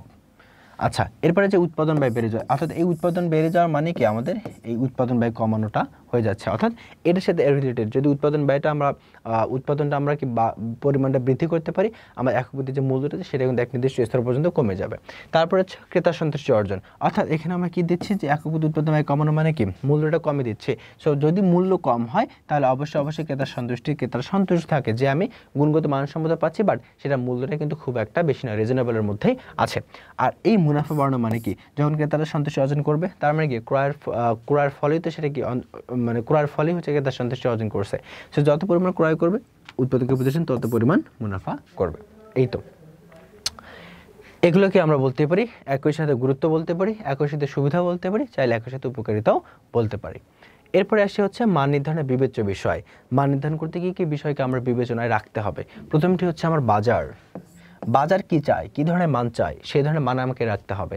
বাজারের উপর ডিপেন্ড করে আমাকে মানটা নির্ধারণ করতে হবে। বাজারের চাহিদা ব্যতীত, ক্রেতাদের চাহিদা ব্যতীত আমি মান নির্ধারণ করলে কখনোই সে মানটা প্রতিষ্ঠিত করতে পারবো না। সো অবশ্যই মান নির্ধারণ ক্ষেত্রে প্রথম বিবেচ্য বিষয় আমরা রাখবো সেটা হচ্ছে বাজার কী ধরনের ক্রেতা আছে, তারা কী ধরনের মান প্রত্যাশা করে, সেই মানটাকে আমাকে রাখতে হবে। দ্বিতীয় হচ্ছে জনশক্তি হচ্ছে আমার বাজারে বড় একটি অংশ। সেই জনশক্তিকে আমাকে জানতে হবে, জনশক্তি কি চায় তাদেরকে সেই অনুযায়ী আমাকে দিতে হবে। তারা কোন ধরনের গুণগত মানসম্মত পণ্য চায়, তাদেরকে সেই ধরনের গুণগত মানসম্মত পণ্য আমাকে বের করতে হবে। অর্থ বলতে মান নির্ধারণের ক্ষেত্রে এমন করা যাবে না যাতে আমার অর্থের ব্যবহারটা অনেক বেশি হয়ে যায়, এবং অর্থের ব্যবহার বেশি হলে কি হবে, আমার পণ্যের মূল্যটাও বৃদ্ধি পাবে। আমি যদি অর্থ বেশি ব্যয় করি অবশ্যই আমি সেটা তোলার জন্য পণ্যের মূল্যটাও কিন্তু বেশি রাখতে বাধ্য। সে এই জিনিসটা করা যাবে না। তারপরে ব্যবস্থাপনা, সঠিক ব্যবস্থাপনাটা ঠিকঠাক করতে হবে, কাঁচামালটা সঠিকভাবে ক্রয় করতে হবে, এবং সেখানে উন্নত যন্ত্রপাতি কী করতে হবে, আমাকে ব্যবহার করতে হবে। সো মান নির্ধারণের ক্ষেত্রে বিবেচ্য বিষয়গুলো হচ্ছে আমাদের প্রথমে দেখতে হবে বাজার কেমন, জনশক্তি কী চায়, অর্থ আমার ব্যয় কম করতে হবে, আমি যদি অর্থ ব্যয় কম করে পণ্যের মূল্যটা আমি কম রাখতে পারবো, ব্যবস্থাপনাটা ভালো করে করতে হবে, কাঁচামালটা সুন্দরভাবে ক্রয় করতে হবে, উন্নত মানের বা উত্তম কাঁচামাল ক্রয় করতে হবে, তারপরে উত্তম যন্ত্রপাতিও আমাকে কী করতে হবে, ব্যবহার করতে হবে, বা এইগুলো আছে কিনা সেগুলো আমাকে বিবেচনায় রাখতে হবে। যদি থাকে তখনই আমরা বলবো যে আমার যে মানটা অনেক উন্নত মান থাকবে, অর্থাৎ সেটার নাম তখন হয়ে যাবে উন্নত মান। তার আগে কখনোই কিন্তু আমরা সেটাকে বলতে পারবো না যে উন্নত মান সম্পন্ন পণ্য, ঠিক আছে? তখন সেটা সবসময় নিম্ন মান সম্মত পণ্যই থেকে যাবে। ওকে, এবার আসি হচ্ছে মান নির্ধারণের ক্ষেত্রে পদক্ষেপ। আচ্ছা, মান নির্ধারণের ক্ষেত্রে পদক্ষেপ বলতে পারি, এটাকে প্রক্রিয়া বলতে পারি। সো মান নির্ধারণের প্রক্রিয়া মূলত আমরা জানি তোমার হচ্ছে 6টি। একটি হচ্ছে প্রথমে ক্রেতাকে মূল্যায়ন করতে হবে। তুমি যখন মান নির্ধারণ করবা কার উপর ডিপেন্ড করে মানটা নির্ধারণ করবা। আমরা একটু আগে মান নির্ধারণ বিবেচ্য বিষয় পড়েছি বাজার, তারপরে জনশক্তি, তারা কারা, বাজারে কারা থেকে জনশক্তি থেকে তারা হচ্ছে তোমার ক্রেতা। সো ক্রেতাকে প্রথমে কি করতে হবে, আমার মূল্যায়ন করতে হবে। দেন সুযোগ সুবিধা মূল্যায়ন করতে হবে। ক্রেতাকে মূল্যায়ন করার পর তাদেরকে কী ধরনের সুযোগ সুবিধা দিতে চাই, আমরা দিতে পারবো, সেই সুযোগ সুবিধাগুলো আমরা মূল্যায়ন করব। তারপর পরীক্ষামূলক আমরা একটা মান নির্ধারণ করব, ঠিক আছে? এই যে ক্রেতাকে মূল্যায়ন করছি, তারা কী ধরনের সুযোগ সুবিধা চায়, আমরা কী ধরনের দিতে পারবো, তার উপর ডিপেন্ড করে আমরা পরীক্ষামূলক একটা মান নির্ধারণ করছি। সো মানটা নির্ধারণ করার পর আমরা নির্ধারিত মানের প্রচার করব, যে আমরা এই মানটা পণ্যের মধ্যে রাখবো, সেটা আমরা প্রচার করব। সেই প্রচার করার পর আমার গ্রহণযোগ্যতা নিরূপণ করব, যে এই প্রচার অনুযায়ী মানুষ কতটা ভালো ফিডব্যাক দিচ্ছে, কতটা ভালো গ্রহণযোগ্যতা দিচ্ছে, সেটা আমরা কি করব, নিরূপণ করব। এরপরে যদি আমরা দেখি যে না সেটা ভালো পরিমাণ ফিডব্যাক দিচ্ছে আমাদেরকে, তখন আমরা সেই পণ্যটা বা সেই মানটাকে চূড়ান্ত মান নির্ধারণ করব, বা চূড়ান্ত মান হিসেবে নির্ধারণ করে সেই অনুযায়ী আমরা পণ্যটা উৎপাদন করব। আশা করি বুঝতে পেরেছো। আমি আবার বলছি যে মান নির্ধারণের পদক্ষেপ বা প্রক্রিয়া টোটাল 6টি ভাগে আমরা বিভক্ত করতে পারি। একটি প্রথমে ক্রেতাকে মূল্যায়ন করা। ক্রেতা, আচ্ছা মূল্যায়ন যে মান নির্ধারণ করব, কাদের উপর ডিপেন্ড করে মান নির্ধারণ করব, আমরা ক্রেতার উপর। একটু আগে যখন বিবেচ্য বিষয়ে পড়েছি তখন সেখানে বাজার ছিল, সেখানে জনশক্তি ছিল, তারা কারা, তারা হচ্ছে অবশ্যই ক্রেতা। সো প্রথমে ক্রেতাকে মূল্যায়ন করতে হবে, তারপর আমাদের আসতে হবে সুযোগ সুবিধা মূল্যায়ন। ক্রেতা কী ধরনের সুযোগ সুবিধা চায়, আমরা তাদের কী ধরনের সুযোগ সুবিধা দিতে পারবো, সেটাকে মূল্যায়ন করার পর আমাকে পরীক্ষামূলক একটা মান নির্ধারণ আসতে হবে, এবং সেইটাকে আমাকে প্রচার করতে হবে যে আমি এই মানটা নির্ধারণ করেছি, আপনাদের চাহিদা অনুযায়ী সাথে মিল রেখে আমরা এটা করেছি, আমরা সেটা প্রচার করে দেবো। তারা তখন সেটাকে যাচাই বাছাই করে যদি আমার তারা মনে করে যে না ঠিক আছে আমাদের চাহিদার সাথে মিল আছে, তখন আমাকে দেখতে হবে যে কতটুকু মিল আছে, সেই গ্রহণযোগ্যতা আমাকে নিরূপণ করতে হবে। করার পর যদি দেখি না এই গ্রহণযোগ্যতা ঠিক আছে আমার জন্য, তখন আমি চূড়ান্ত পরিমাণে মানটা নির্ধারণ করে ফেলবো, তার আগে কখনোই করবো না। যদি না হয়, যদি এখানে আমার গ্রহণযোগ্যতা নিরূপণটা অনেক কম হয়, তখন আবার আমার প্রথম ধাপে থেকে শেষ ধাপ পর্যন্ত আসতে হবে। ঠিক আছে, এই প্রক্রিয়াটা চলমান তখন থাকবে। এবার সে মান নিশ্চিতকরণ। মান নিশ্চিতকরণ ধারণা বলতে বোঝানো হয় যে পণ্যের নির্ধারিত মান নিশ্চিত করার জন্য সুনির্দিষ্ট কার্যাবলী প্রয়োগ। তাহলে মান নিশ্চিতকরণ বলতে বোঝানো হয় কি, যে পণ্যের নির্ধারিত মান নিশ্চিত করার জন্য সুনির্দিষ্ট কার্যাবলী প্রয়োগ করা, এটি হচ্ছে আমাদের মান নিশ্চিতকরণ। আচ্ছা, এর অন্তর্ভুক্ত বিষয়গুলি কি হতে পারে? প্রথমত দেখি কাঁচামালের মান পর্যবেক্ষণ করা। তাহলে মান নিশ্চিতকরণের প্রথম ধাপ যদি বলি বা প্রথম কাজ যদি বলি, সেটা হচ্ছে আমার কাঁচামালের মানটা কি করতে হবে? পর্যবেক্ষণ করতে হবে। কাঁচামালটা মানসম্মত কিনা সেটা আমাকে দেখতে হবে। তারপর পণ্য সংযোজন করতে হবে। তারপর নমুনাটা আমাকে কি করতে হবে? পরীক্ষা করতে হবে। এই যে আমরা কাঁচামালের মানটা পর্যবেক্ষণ করছি, সেইটা নমুনা আমাকে কি করতে হবে? পণ্য হিসেবে পরীক্ষা করতে হবে। তারপরে পরিকল্পনা ও বিভিন্ন ডিজাইনটা আমাকে উন্নয়ন করতে হবে। তাহলে এখানে মান নিশ্চিতকরণের ধারণা প্রথমে আমরা জানবো যে মান নিশ্চিতকরণটা কি বা কাকে বলে। আমরা জানলাম মান নিশ্চিতকরণ হচ্ছে নির্ধারিত মান নিশ্চিত করার জন্য সুনির্দিষ্ট কার্যাবলী প্রয়োগ। সেই প্রয়োগগুলোর মধ্যে আমার অন্তর্ভুক্ত বিষয়গুলি কি হতে পারে? হতে পারে আমার কাঁচামালের মান পর্যবেক্ষণ করা, হতে পারে আমার পণ্য সংযোজন করা, হতে পারে পণ্য নমুনা পরীক্ষা করা, হতে পারে পরিকল্পনা ও বিভিন্ন ডিজাইন উন্নয়ন করা। এগুলো হচ্ছে আমার প্রয়োগগুলো হতে পারে। সেই জিনিসগুলো আমাকে ধারণা রাখতে হবে। এরপর আসে সার্বিক মান ব্যবস্থাপনা। প্রথমটা হলো মান নিশ্চিতকরণ, তার আগেটা ছিল মান নিয়ন্ত্রণ। তো মান নিয়ন্ত্রণের পরে আসলো তোমার হচ্ছে মান নিশ্চিতকরণ, এবং সর্বশেষ হচ্ছে আমাদের সার্বিক মান ব্যবস্থাপনা। ভোক্তা বা ক্রেতা যাই বলি না কেন, তাদের সর্বোচ্চ সন্তোষ অর্জনের লক্ষ্যে অভিজ্ঞ এবং যোগ্য কর্মী নিয়োগের মাধ্যমে পণ্য সেবার গুণগত মানের ধারাবাহিক উন্নয়ন প্রক্রিয়া হচ্ছে আমাদের সার্বিক মান ব্যবস্থাপনা। তো সার্বিক মান ব্যবস্থাপনা বলতে কি বুঝি? যে ক্রেতা বা ভোক্তাদের সর্বোচ্চ সন্তোষ অর্জনের লক্ষ্যে অভিজ্ঞ এবং যোগ্য কর্মী নিয়োগের মাধ্যমে পণ্য বা সেবার গুণগত মানের ধারাবাহিক উন্নয়ন প্রক্রিয়াকে আমরা বলছি সার্বিক মান ব্যবস্থাপনা। আচ্ছা, এই সার্বিক মান ব্যবস্থাপনা যে ধারাবাহিক উন্নয়ন প্রক্রিয়া বলছি, সেই ধারাবাহিক উন্নয়ন প্রক্রিয়ার অন্তর্ভুক্ত বিষয়গুলি কি হতে পারে? প্রথমে হতে পারে যে পণ্য উৎপাদনের ক্ষেত্রে সব স্তরে গুণগত মানটাকে নিশ্চিত করতে হবে। তারপরে সার্বিক মান ব্যবস্থাপনার ক্ষেত্রে ধারাবাহিক মান উন্নয়ন নিশ্চিত করতে হবে। তারপর এই ব্যবস্থাপনায় তিনটে মূলনীতির উপর গুরুত্ব দেওয়া হয়, সেই মূলনীতি তিনটে আমাকে রাখতে হবে। সেই মূলনীতি তিনটে আমরা পূর্বে পড়ে এসেছি, আশা করছি তোমরা জানো। তারপর হচ্ছে এক্ষেত্রে সর্বোত্তম মানের পণ্য এবং সেবার নিশ্চয়তা দেয়া হয়। এই জিনিসগুলো আমাকে মাথায় রাখতে হবে যে আমি যে এখানে গুণগত মানের ধারাবাহিক উন্নয়ন প্রক্রিয়া বললাম, সেই প্রক্রিয়ার মধ্যে কি কি থাকবে? থাকবে আমার হচ্ছে পণ্য উৎপাদনের ক্ষেত্রে সব স্তরে গুণগত মান নিশ্চিত করা, থাকবে হচ্ছে সার্বিক মান ব্যবস্থাপনার ক্ষেত্রে ধারাবাহিক মান উন্নয়ন নিশ্চিত করা, এবং আমি যে তিনটি যে মূলনীতি দিয়েছিলাম সেই তিনটি মূলনীতি আমরা এখানে রাখতে হবে। তারপর এখানে ক্ষেত্রে সর্বোত্তম মানের পণ্য এবং সেবার নিশ্চয়তা আমরা এখানে দিতে হবে এই প্রক্রিয়ার মাধ্যমে। সার্বিক মান ব্যবস্থাপনা গুরুত্ব পড়বে। সার্বিক মান ব্যবস্থাপনা গুরুত্ব কেন আমাদের সার্বিক মান ব্যবস্থাপনা দরকার হয়? আচ্ছা, কেন দরকার হয়?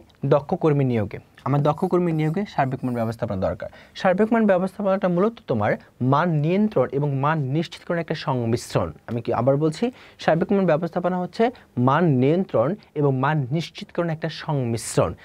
এই সংমিশ্রণকে আমরা বলি সার্বিক মান ব্যবস্থাপনা। সেখানকার গুরুত্বগুলো হচ্ছে কর্মী নিয়োগে, অর্থাৎ দক্ষ কর্মী নিয়োগে আমাকে সার্বিক মান ব্যবস্থাপনা দরকার। অর্থাৎ সার্বিক মান ব্যবস্থাপনা বলতে এক কথায় সেখানে আমার মান নিয়ন্ত্রণ করার মতো অভিজ্ঞ এবং হচ্ছে মান নিশ্চিত করার মতো অভিজ্ঞ কর্মী দরকার। ক্রেতাদের পর্যাপ্ত তথ্য দেওয়া, সেটা আমরা সার্বিক মান ব্যবস্থাপনার মধ্যে পেয়ে যাব। তারপর ধারাবাহিক মান উন্নয়ন করতে সার্বিক ব্যবস্থাপনার গুরুত্ব আছে, প্রশিক্ষণ দেওয়া এবং হচ্ছে বাজার শেয়ার বাড়ানো। এই বিষয়গুলোর মধ্যে আমার সার্বিক মান ব্যবস্থাপনার গুরুত্ব অপরিহার্য। তাহলে এখানে আমরা এখন জানবো যে সার্বিক মান ব্যবস্থাপনা কোন কোন ক্ষেত্রে গুরুত্বপূর্ণ অবদান রাখে বা এর গুরুত্বটা কি। এই গুরুত্বটা হচ্ছে দক্ষ কর্মী নিয়োগের গুরুত্ব দেখতে পাই আমরা, ক্রেতাদের পর্যাপ্ত তথ্য দেওয়ার ক্ষেত্রে এর গুরুত্ব দেখতে পাই আমরা, ধারাবাহিক মান উন্নয়ন, প্রশিক্ষণ দেওয়া এবং বাজার শেয়ার বাড়ানোর ক্ষেত্রে আমরা কি দেখতে পাই? এর একটা গুরুত্ব দেখতে পারি। আচ্ছা, এবার আমরা আসবো, সেটা হচ্ছে সার্বিক মান ব্যবস্থাপনার নীতি। সার্বিক মান ব্যবস্থাপনার নীতি হচ্ছে আমার প্রথমত ক্রেতা বা ভোক্তার সন্তুষ্টি, এটা হচ্ছে প্রথম নীতি। আচ্ছা, সার্বিক মান ব্যবস্থাপনারই শুধুমাত্র নীতি নয়, এটি পুরো বিপণনের নীতি যে আমাকে কি করতে হবে? ক্রেতা বা ভোক্তার সন্তুষ্টি অর্জন করতে হবে। দ্বিতীয়ত কর্মী সংশ্লিষ্টতা থাকতে হবে। দ্বিতীয়ত কি থাকবে? কর্মী সংশ্লিষ্টতা থাকবে। তৃতীয়ত হচ্ছে পণ্যের ধারাবাহিক মান উন্নয়ন। মূলত হচ্ছে আমাদের এই তিনটি হচ্ছে আমাদের ব্যবস্থাপনা নীতি। আমরা এখানে যে তিনটি নীতির কথা বলেছিলাম, যেখানে তিনটি নীতিকে আমার কি করতে হবে, গুরুত্ব দিতে হবে, সেই তিনটি নীতি কি হচ্ছে, এই তিনটি নীতি। একটি হচ্ছে প্রথমে আমাদের কি ক্রেতা সন্তুষ্টি বা ভোক্তা সন্তুষ্টি অর্জন করা, কর্মীর সংশ্লিষ্টতা এবং পণ্যের ধারাবাহিক উন্নয়নটা মানটা হচ্ছে বজায় রাখা। পাশাপাশি আমাদের অতিরিক্ত যদি আমরা নীতি বলতে যাই বা বের করতে পারি আমরা বিশ্লেষণের মাধ্যমে, সেটা হচ্ছে আমার পণ্যের আকর্ষণীয় ডিজাইন এবং হচ্ছে অভিজ্ঞ কর্মী নিয়োগ, এই দুটো। অথচ বাট আমাদের হচ্ছে সার্বিক ব্যবস্থা নীতি মূল নীতি তিনটা হচ্ছে এটা। একটা হচ্ছে ভোক্তা বা ক্রেতার সন্তুষ্টি, দ্বিতীয় হচ্ছে কর্মী সংশ্লিষ্টতা এবং তৃতীয় হচ্ছে তোমার পণ্যের ধারাবাহিক মানটাকে বজায় রাখা। আচ্ছা, এবার আসি আমরা বিএসটিআই। তার মানে এখানে দেখো, আমরা প্রথমে এতক্ষণ যা পড়লাম তার মধ্যে ছিল প্রথমে মান কাকে বলে, মান পড়লাম। তারপরে হচ্ছে মান ব্যবস্থাপনা সম্পর্কে আমরা পড়েছি। এরপরে পণ্যের নিম্নমানের কারণগুলো কী কী হতে পারে সেটা আমরা পড়েছি। এটার পরবর্তী ধাপে আমরা পড়েছি মান নিয়ন্ত্রণ বলতে কী বুঝি, মান নিশ্চিতকরণ বলতে কী বুঝি, এবং মান সার্বিক মান ব্যবস্থাপনা বলতে কী বুঝি। তো এই বিষয়গুলো নিয়ে আমরা বিস্তারিত আলোচনা করেছি। এখানকার মধ্যে আমরা বলেছি যে সর্বোচ্চ জোর দিয়ে পড়তে হবে মান কেন নিম্নমানের হয় একটা পণ্যের, এই জিনিসটা। এটা হচ্ছে মূল ফোকাসিং পয়েন্ট হচ্ছে আমাদের এই অধ্যায়ের থেকে। অনেক ইম্পর্টেন্ট একটা টপিক, যেটা কখনোই আমাকে ইগনোর করা যাবে না। সেখানে আমরা 4টা ধাপ দেখেছি, সেই 4টা ধাপকে আমাকে খুব সুন্দরভাবে পড়তে হবে। 4টা ধাপের মাঝে আবার কিছু সাবটাইটেল আছে, সেটাও আমাকে দেখতে হবে। এরপর আমরা দেখবো সেটা হচ্ছে এখন বিএসটি সম্পর্কে ধারণা। বিএসটি হচ্ছে কি, তোমার বাংলাদেশ স্ট্যান্ডার্ড তোমার হচ্ছে ইনস্টিটিউট। আচ্ছা, এবার আসি এই বিএসটিআই, আমরা যেটাকে বললাম বিএসটিআই। আচ্ছা, এই বিএসটির ধারণা সম্পর্কে আমার জানতে হলে আমাকে জানতে হবে, অর্থাৎ ধারণা কথাটি মানে কি, যে বিএসটি যে আমরা বললাম এটা কোথা থেকে কীভাবে সৃষ্টি হয়েছে, কোথা থেকে আসছে না আসছে, এই সমস্ত বিষয়গুলোকে বলা হয় ধারণা। তো সেই ধারণাগুলো এখন আমরা উন্মোচন করার চেষ্টা করছি। আসো, প্রথমত হচ্ছে আমরা জানবো যে পণ্য বা সেবার মাধ্যমে ক্রেতাদের প্রত্যাশা পূরণ বা অতিক্রম করা হচ্ছে মান বা এক নির্দিষ্ট বৈশিষ্ট্যকে আমরা বলছি মান। এই মান যাচাই ও মানের সনদ দেওয়ার জন্য অনেক দেশে অনেক নিজস্ব কি আছে, প্রতিষ্ঠান রয়েছে। উক্ত কাজে নিয়োজিত বাংলাদেশি প্রতিষ্ঠানের নাম হচ্ছে আমাদের Bangladesh standard and testing institute, যেটাকে আমরা সংক্ষেপে বলি বিএসটিআই। বিএসটি ফুল ফর্ম হচ্ছে Bangladesh standard and testing institute. আচ্ছা, গণপ্রজাতন্ত্রী বাংলাদেশ সরকারের শিল্প মন্ত্রণালয়ের অধীনে, তাহলে এই বিএসটি কার অধীনে আছে মনে রাখবা, বিএসটি হচ্ছে শিল্প মন্ত্রণালয়ের অধীনে। BSTI Bangladesh standard and testing institute একটি স্বায়ত্তশাসিত প্রতিষ্ঠান। তাহলে বিএসটিআইটা কী ধরনের প্রতিষ্ঠান, একটা স্বায়ত্তশাসিত প্রতিষ্ঠান। মনে রাখো, আমি আবার বলছি, প্রথমত আসো যে মান বলতে আমরা কী বুঝি। মান আমরা বললাম যে একটা নির্দিষ্ট বৈশিষ্ট্য, এটা হচ্ছে মান, ঠিক আছে, নির্দিষ্ট বৈশিষ্ট্য। বাট মান বলতে আমরা আবারও বলতে পারি এটা যে প্রত্যাশা পূরণ এবং অতিক্রম কার, ক্রেতাদের, এটা হচ্ছে আমাদের মান। আর এই মানটা কখন ক্রেতাদের প্রত্যাশা পূরণ বা অতিক্রম করবে, যখন তার সঠিকতা ধরে রাখবে। সেই সঠিকতা ধরে রাখার জন্য অনেক দেশেই তাদের নিজস্ব কিছু প্রতিষ্ঠান আছে। ঠিক একইভাবে বাংলাদেশের একটা প্রতিষ্ঠান, তার নাম হচ্ছে বিএসটিআই, যেটা ফুল ফর্ম হচ্ছে Bangladesh standard and testing institute, যেটি হচ্ছে আমাদের শিল্প মন্ত্রণালয়ের অধীনে এবং এটি একটি স্বায়ত্তশাসিত প্রতিষ্ঠান। তৎকালীন পাকিস্তান সরকার দেশীয় পণ্য সামগ্রীর মান পরীক্ষার জন্য 1956 সালে, কত সালে, 1956 সালে, মাথায় রাখো এমসিকিউ পরীক্ষা আসে। তাহলে তৎকালীন পাকিস্তান সরকার দেশীয় পণ্য সামগ্রীর মান পরীক্ষার জন্য 1956 সালে ঢাকায় সেন্ট্রাল টেস্টিং ল্যাবরেটরি প্রতিষ্ঠা করেন। তাহলে এটা পূর্বের নাম কি ছিল 1956 সালে, সেন্ট্রাল টেস্টিং ল্যাবরেটরিজ প্রতিষ্ঠা করে। পরবর্তীতে 1971 সালে, তাহলে 1956 ছিল প্রথমে, সেখান থেকে কততে গেল, 1971 গেল। 56তে ছিল নাম কি, সেন্ট্রাল টেস্টিং ল্যাবরেটরিজ, সেটা 1971 সালে হয়ে গেল বাংলাদেশ স্ট্যান্ডার্ড ইনস্টিটিউট, অর্থাৎ এই নামটা তখন পরিবর্তন করা হলো। তাহলে প্রশ্ন আসতেই পারে যে বাংলাদেশ স্ট্যান্ডার্ড ইনস্টিটিউট বা সেন্ট্রাল টেস্টিং ল্যাবরেটরিজ এই নামটা পরিবর্তন কখন করা হয়, 1971 সালে। আচ্ছা, এরপরে হচ্ছে 1900 কত সালে, 85 সালে। তাহলে আমরা দেখলাম প্রথমে গেল 1956, তারপর হচ্ছে 1971, এই ধাপের পরে আসছে যে ধাপ, সেটা হচ্ছে 1985। এরপর 1985 সালে অধ্যাদেশ জারির মাধ্যমে বাংলাদেশ স্ট্যান্ডার্ড ইনস্টিটিউট নামে কি করা হয়, তাদের নামকরণ করা হয়। অর্থাৎ তখনই আমরা বলি সেটাকে বিএসটিআই, বিএসটিআই। বিতে বাংলাদেশ, হচ্ছে স্ট্যান্ডার্ড, টিতে হচ্ছে টেস্টিং, আইতে হচ্ছে ইনস্টিটিউট। ফুল ফর্ম হচ্ছে Bangladesh standard and testing institute. নাম দিয়ে কর্পোরেট বডিতে রূপান্তর করা হয়। তাহলে প্রশ্ন আসতেই পারে এখান থেকে, বিএসটিকে কখন কর্পোরেট বডিতে রূপান্তর করা হয়, 1985 সালে। কখন, 1985 সালে। এই প্রতিষ্ঠান দেশে উৎপাদিত পণ্যের মান ঠিক রেখে বাংলাদেশের অভ্যন্তরীণ এবং বৈদেশিক বাজার ধরে রাখার জন্য বর্তমানে কাজ করে যাচ্ছে। তাহলে প্রতিষ্ঠানের কাজটা কি? প্রতিষ্ঠানের কাজ হচ্ছে উৎপাদিত পণ্যের, কোন উৎপাদিত পণ্য? দেশি উৎপাদিত পণ্য, দেশে যে পণ্য উৎপাদন করা হয় সেই পণ্যের উৎপাদিত মানকে ধরে রাখার জন্য বাংলাদেশের অভ্যন্তরীণ এবং বৈদেশিক বাজারে কি করছে? বর্তমানে কাজ করে যাচ্ছে। তাছাড়া এই প্রতিষ্ঠানটি দেশীয় উৎপাদিত পণ্যের মান নিয়ন্ত্রণ ও পরীক্ষণের ক্ষেত্রে গুরুত্বপূর্ণ ভূমিকা রেখে চলেছে। বাংলাদেশে এটি একমাত্র মান নির্ধারণকারী জাতীয় প্রতিষ্ঠান। তাহলে আমাদের একমাত্র মান নির্ধারণকারী প্রতিষ্ঠান বাংলাদেশে যেটা সেটা হচ্ছে BSTI, Bangladesh standard and testing institute. এই প্রতিষ্ঠান দেশে উৎপাদিত যে কোনো পণ্য, পদ্ধতি বা সেবার মানটা কী করে থাকে? নির্ধারণ করে থাকে। অর্থাৎ আমরা একমাত্র ভরসা করতে পারি বিএসটিআই অনুমোদিত সম্পন্ন যে কোনো একটা পণ্য। ঠিক আছে। এরপরে 1989 সালে স্পেশাল রেগুলেটরি অর্ডার এর আওতায় সরকারি অনুমোদনের পর কোনো পণ্যের জন্য বিএসটি অনুমোদন ও পণ্য মানে সিল দেওয়াকে, বিএসটিআই সিল দেওয়াকে বাধ্যতামূলক করা হয়। তাহলে কত সালে আমরা বাধ্যতামূলক করে দিই যে একটা পণ্যকে বিএসটিআই অনুমোদন নিতে হবে এবং তার সিল লাগাতে হবে? সেটা হচ্ছে আমাদের 1989 সালে। 1985 পরে যে সালটা হচ্ছে সেটা হচ্ছে আমাদের 1989। তাহলে এখানে দেখো প্রথমে 1956 সালে ছিল ল্যাবরেটরি, সেটাকে পরবর্তীতে নিয়ে আসলো বাংলাদেশ ইনস্টিটিউট, তারপরে 1985-তে নিয়ে আসলো তোমার এখানে বাংলাদেশ স্ট্যান্ডার্ড টেস্টিং ইনস্টিটিউট, তারপর হচ্ছে 1989 সালে এটাকে আবার স্পেশাল রেগুলেটরি অর্ডারের আওতায় সরকারি অনুমোদনের মাধ্যমে বাধ্যতামূলক করে দেওয়া হলো যে কোনো একটা পণ্যের বিএসটি অনুমোদন থাকতে হবে, পাশাপাশি তার একটা বিএসটি সিল লাগতে হবে। ঠিক আছে, থাকতে হবে। এই হচ্ছে আমাদের বিএসটিআই অর্থাৎ Bangladesh standard and testing institute সম্পর্কিত আলোচনা। আচ্ছা, এরপরে আসে বিএসটির উদ্দেশ্য। কেন বিএসটি দরকার? আমরা জানি মোট কথা একটু আগে বললাম যে বিএসটির কথা হচ্ছে মান নির্ধারণ করা, বা এই প্রতিষ্ঠানটি হচ্ছে মান নির্ধারণকারী একটি প্রতিষ্ঠান, মান নির্ধারণ করে তার উদ্দেশ্য। কিন্তু এর পাশাপাশি কী ধরনের মান সে নির্ধারণ করবে, কী ধরনের উদ্দেশ্য সে বজায় রাখবে, সেগুলো হচ্ছে প্রথমত পণ্যদ্রব্য ও প্রক্রিয়ার সাথে সম্পর্কিত মান নির্ধারণ করা, জাতীয় ও আন্তর্জাতিক পর্যায়ে এসব মানের ব্যবহার নিশ্চিত করা, শিল্প ও বাণিজ্য প্রমিতিকরণ এবং মান নিয়ন্ত্রণের উন্নতি সাধন করা, পণ্যের মান উন্নয়নে উৎপাদক ও ব্যবহারকারীদের প্রয়োগের মধ্যে সংযোগ স্থাপন করা এবং পণ্যদ্রব্য প্রক্রিয়াকরণের প্রয়োজন মান নিশ্চিত নিবন্ধনের ব্যবস্থা করা।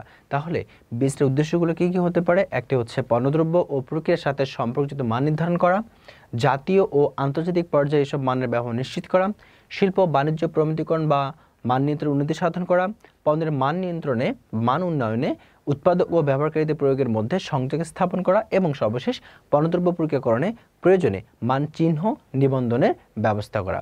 মান চিহ্ন নিবন্ধন, তিনটা জিনিস, মান চিহ্ন নিবন্ধন, এগুলোর কী করা? ব্যবস্থা করা। যে এটা হচ্ছে কার উদ্দেশ্য?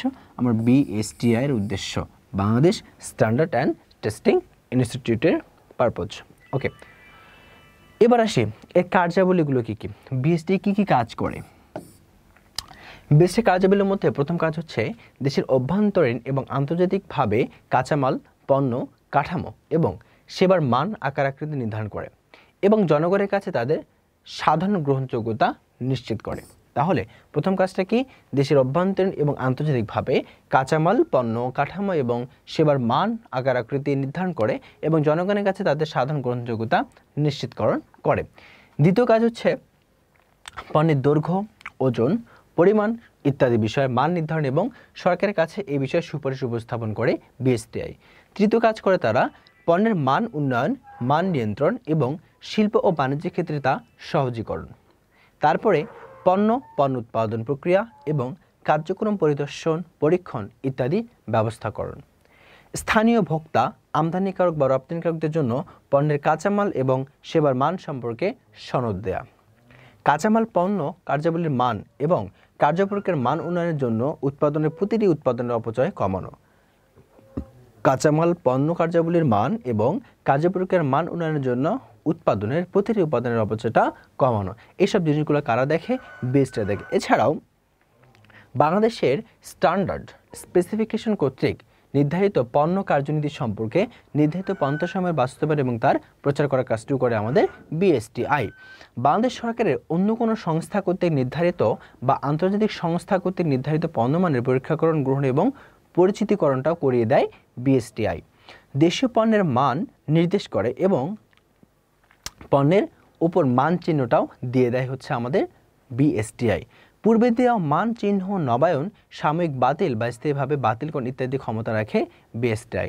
বিএসটিআইকে কর্তৃক মান চিহ্নিতকরণ বা বিএসটিআই যে মানটা দেয় সেই বিএসটিআই কর্তৃক দেয়া মান চিহ্ন সংবলিত পণ্য উৎপাদনের স্থান পরিদর্শন, নমুনা সংগ্রহ, পরীক্ষণ এবং প্রয়োজনীয় আইনগত ব্যবস্থাও তারা কি করতে পারে, নিতে পারে। এবং লাস্ট হচ্ছে বিএসটিআই এর উদ্দেশ্যের সাথে সামঞ্জস্যপূর্ণ কাজ করে এমন কোনো ব্যক্তি, প্রতিষ্ঠান, সংস্থা বা আন্তর্জাতিক প্রতিষ্ঠানকে তারা সাহায্য সহযোগিতাও দিয়ে থাকে। সো মূলত এই কাজগুলো করে কে? এই কাজগুলো করে হচ্ছে আমার Bangladesh standard and testing institute. So এই কাজগুলো আমাদের জানতে হবে যে বিএসটিআই কোন কাজগুলো করে। আমরা জানি তো এক কথায় যে বিএসটিআই মান নির্ধারণের কাজ করে, বাট মান নির্ধারণের পাশাপাশি অন্যান্য আরও কাজ করতে পারে, সেই কাজগুলো আমরা দেখব। সো তোমরা এক নজরে এটা দেখে নেবে, চাইলে স্ক্রিনশট দিয়ে নিতে পারো পরবর্তীতে ভালোভাবে পড়ার জন্য। ওকে, এবার আসি বিএসটিআই এর সমস্যাবলী এবং সমাধান। বিএসটিআই এর সমস্যাগুলো কি এবং তার সমাধান কি হতে পারে? আচ্ছা, প্রথমত এই যে বিএসটিআই আছে, বাংলাদেশ স্ট্যান্ডার্ড টেস্টিং ইনস্টিটিউট আছে, সেখানে আসলে শিল্পপতিদের বিনিয়োগটা দেখা যায় না, ঠিক আছে? তারা বিনিয়োগকে অনাগ্রহ প্রকাশ করে। সো এটা একটা সমস্যা যে শিল্পপতিতে অনাগ্রহ এই বিএসটিআই এর প্রতি। তারপর মূলধনের অভাব আছে, তারপর জনবলের অভাব আছে, আধুনিক প্রযুক্তির অভাব এবং কারিগরি সাহায্যের অভাব। তাহলে এই শিল্পপতিতে অনাগ্রহ, মূলধনের অভাব, জনবলের অভাব, আধুনিক প্রযুক্তির অভাব এবং কারিগরি সাহায্যের অভাব, এগুলো হচ্ছে আমাদের বিইএসটির ক্ষেত্রে একটি সমস্যা সৃষ্টি করে। বাট এগুলো সমাধান করার উপায় কি? সমাধানের উপায়গুলো হচ্ছে শিল্পপতির যে অনাগ্রহটা আছে সেখানে অনাগ্রহ না থেকে আগ্রহের পথে নিয়ে আসা, এটা। দ্বিতীয়ত হচ্ছে মূলধনের অভাব যেটা আছে সেটাকে দূর করা, অর্থাৎ মূলধনের অভাবটা দূর করতে হবে। জনবল অভাবটা পাশাপাশি কী করতে হবে? আমাদের দূর করতে হবে। এবং আধুনিক প্রযুক্তির যে অভাবটা আছে আমাদের দেশে সেটাকেও দূর করতে হবে। সেখানে প্রচুর ধরনের আমাদের কী করতে হবে? যত ধরনের আমাদের আধুনিক প্রযুক্তির দরকার তার সরবরাহ আমাকে দিতে হবে। এবং কারিগরি সাহায্য, আমার যে অভাবটা আছে দেশে সেটা আমাকে পূরণ করতে হবে। যত ধরনের কারিগরি সহায়তা আমরা পাবো, সাহায্য পাবো, আমাদের দক্ষ জনশক্তি তৈরি হবে, ঠিক আছে? সো এই যে কাজগুলো আছে, অর্থাৎ শিল্পপতির অনাগ্রহ ছিল, এটাকে আগ্রহী করে তুলতে হবে। মূলধনের অভাব ছিল, জনবল অভাব ছিল, আধুনিক প্রযুক্তির অভাব ছিল, কারিগরি সাহায্যের অভাব ছিল, সেগুলো দূর করতে হবে। তাহলে আমরা বলবো যে এই সমাধানগুলো আমরা খুব সহজেই পেয়ে যাব। অর্থাৎ যেগুলো সমস্যা তার বিপরীতে হচ্ছে আমাদের সমাধান। এবার সে আইএসও এর ধারণা। আচ্ছা, বিএসটিআই আমরা বললাম যে দেশীয় সংস্থা, বাট আইএসওটা কাজ করেছে ইন্টারন্যাশনাল, আন্তর্জাতিকভাবে। আইএসও কি? আইএসও ধারণা আমরা একটু দেখব। আইএসও সম্পর্কে আমরা জানতে, আইএসও পুনরূপ আমরা প্রথমে জানবো। আইএসও হচ্ছে তোমার ইন্টারন্যাশনাল অর্গানাইজেশন ফর স্ট্যান্ডার্ডাইজেশন। আমি আবার বলছি, ইন্টারন্যাশনাল অর্গানাইজেশন ফর স্ট্যান্ডার্ডাইজেশন বা আইএসও হচ্ছে এক সেট মানদণ্ড উদ্ভাবন করেন যা আমাদের আইএসও 9000 সিরিজ নামে পরিচিত। তাহলে আইএসও কি? আইএসও হচ্ছে এক সেট মানদণ্ড। সে কোন ধরনের মানদণ্ড তৈরি করে? সেটা হচ্ছে আইএসও 9000, এটা হচ্ছে তার একটা আইএসওর মানদণ্ড। আর আইএসওর পুনরূপ হচ্ছে ইন্টারন্যাশনাল অর্গানাইজেশন ফর স্ট্যান্ডার্ডাইজেশন। এটি হচ্ছে একটা মানদণ্ড, এক সেট মানদণ্ড উদ্ভাবন করে, যা আমরা প্রকাশ করেছি আমাদের সাথে, আমাদের কাছে আইএসও 9000 সিরিজ নামে। আইএসও 9000 সিরিজ হচ্ছে মূলত 5টি আমাদের হচ্ছে সনদ নিয়ে গঠিত হয়। তাহলে আমরা কি দেখছি? আইএসও যে 9000 যা আছে আমার, এখানে আমরা বললাম যে এক সেটের মানদণ্ড, সেটা হচ্ছে আইএসও 9000 সিরিজ। সেই সিরিজের মধ্যে আমরা কয়টি মূলত সনদ আছে? 5টি সনদ আছে। আইএসও 9000, 9001, 9002, 9003 এবং হচ্ছে 9004। প্রথমে দেশে আইএসও 9000। আইএসও 9000 এর কাজ কি? এটি একটি পরিপ্রেক্ষিত দলিল যা অপরাপর মানদণ্ড নির্বাচনের জন্য নির্দেশনা দেওয়া হয়, অর্থাৎ এটি রুট দলিল হিসেবে কাজ করে। আইএসও 9000 কি বলবো? আইএসও 9000 হচ্ছে একটি পরিপ্রেক্ষিত দলিল যা অপরাপর মানদণ্ড নির্ধারণে কাজ করে। এটা হচ্ছে মূল দলিল। এটার উপর ভিত্তি করে আমরা আইএসও 9001, 9002, 9003, 9004 এগুলো আমরা কি করি? কাজগুলো নির্ধারণ করে দেই। এরপর আইএসও 9001 এর কাজ হচ্ছে, এটি এমন একটা মানদণ্ড যা মান সংক্রান্ত 20টি দিকের উপর কি করে? দৃষ্টিপাত করে। তাহলে আইএসও 9001 হচ্ছে মান সংক্রান্ত কয়টি দিকের উপর দৃষ্টিপাত করে? 20টি দিকের উপর দৃষ্টিপাত করে। এবং আইএসও 9002 মূলত আইএসও 9001 এর মতোই, তবে এটা স্পেসিফিকভাবে হচ্ছে ডিজাইন নিয়ে কাজ করে। আইএসও 9002 হচ্ছে আইএসও 1000 এর মতোই মান নিয়েই কাজ করে, বাট এখানে 20টি না, শুধুমাত্র স্পেসিফিকভাবে পণ্য ডিজাইনটাকে নিয়ে এখানে কাজ করা হয়। আইএসও 9003 এটি হচ্ছে পরিধিতে খুবই সীমিত, ঠিক আছে? আইএসও 9003টা হচ্ছে আমাদের খুব একটা বিস্তৃত বসে দেখা যায় না, এটা পদ্ধতিতে খুবই সীমিত।